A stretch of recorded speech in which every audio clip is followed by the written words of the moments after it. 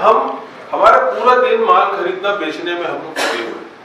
तो जो भविष्य का चैलेंज है जीएसटी में, प्लीज अंडरस्टैंड कीजिए, हम जिससे माल ले रहे हैं, कोई भी बंदा धर्मार्थ करने के लिए व्यापार नहीं कर रहा है। अगर 100 रुपए का माल 95 में दे रहा है तो आपकी बत्ती जल जानी चाहिए। इसका जीएसटी बराबर पटाता है कि नहीं पटाता है?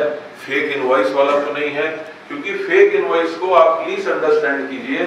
फेक इनवॉइस कैसे है? अमर परवानी ने मोहम्मद भाई को मैंने माल बेचा, तो मोहम्मद भाई मेरे से क्यों माल लिए? क्योंकि 100 रुपए का माल उनको मैं 98 रुपए में दे दिया मेरे से लिए। लेकिन अमर परवानी ने 98 में कैसे दे पाया? क्योंकि अमर परवानी ने विक्रम से सामान लिया है और जीतू से बिल लिया है, तो बिल 3-5% मिल जाएगा, सबको पता है। फिर वो जीतू ने किससे, ये जो ट्रेल बनती है पूरी, फिर मोहम्मद भाई ने पवन भाई को माल बेच दिया, पवन भाई ने परमानंद भाई को माल दे दिया, परमानंद भाई का जिस दिन पकड़ में आया तो हम सब के ऊपर कार्रवाई हुई।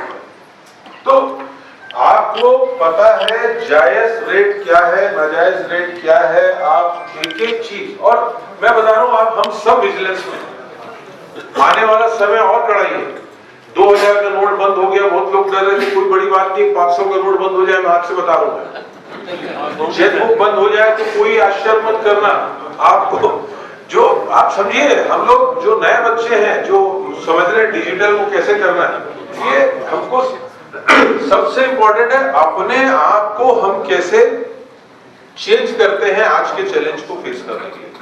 और हमको सीए वकील जब बताता है तो हम सुनते नहीं है उसकी बात को।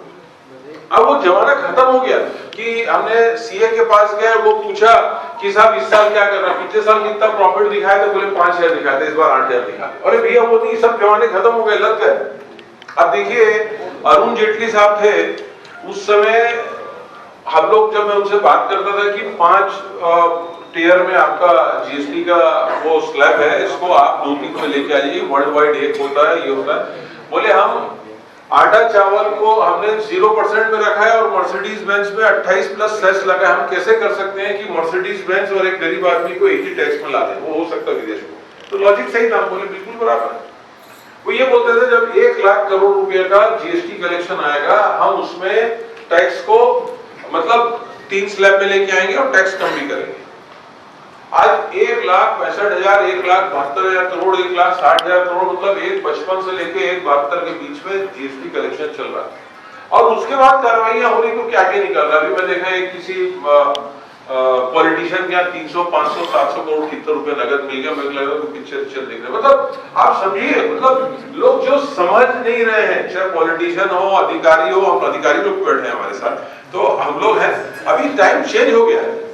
पैसा लेन देन कैसे करना है, क्या करना है, ये सबसे बड़ा चैलेंज है, इसमें हम ध्यान रखें। और जो भविष्य का व्यापार है, आप समझिए, जैसे आज हम लोग होलसेल कॉरिडोर लेके आए, क्यों होलसेल कॉरिडोर लेके आए? भविष्य का व्यापार है, कैसे हम अपने जो साथ में 7 राज्य जुड़े हुए हैं उनके साथ हम कैसे व्यापार उनको छत्तीसगढ़ में ला सकते हैं।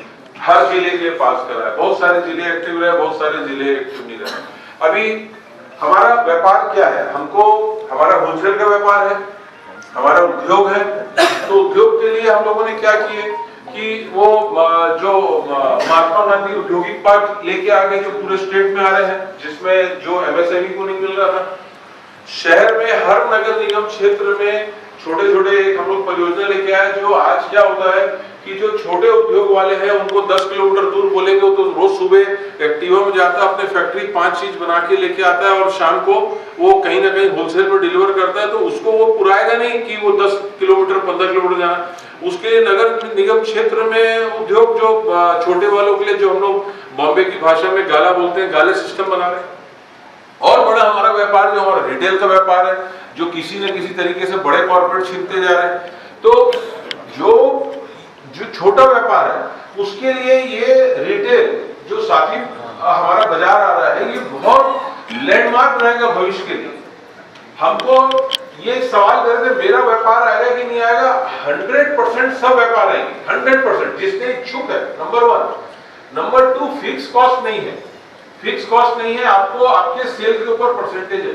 क्या होता है जब हमारे कोई भी वरिष्ठ जन या अधिकारी बोलते हैं तो नॉर्मली हम हमारे बगल वाले से, मैं सवाल से समझ जाता हूं जब सवाल किए जाते हैं ना कि वो आदमी उस समय जब बोला जा रहा था तो सुन रहा था कि बगल वाले से बात कर रहा है। उन्होंने बोला 8% की सीलिंग मैक्सिमम है, ट्रेड टू ट्रेड वेरीफाई करेगी। अगर आपके ट्रेड में 2% का मार्जिन है, आप उनके पास रखोगे साहब हम तो 1% देंगे, तो 1% में आ गए।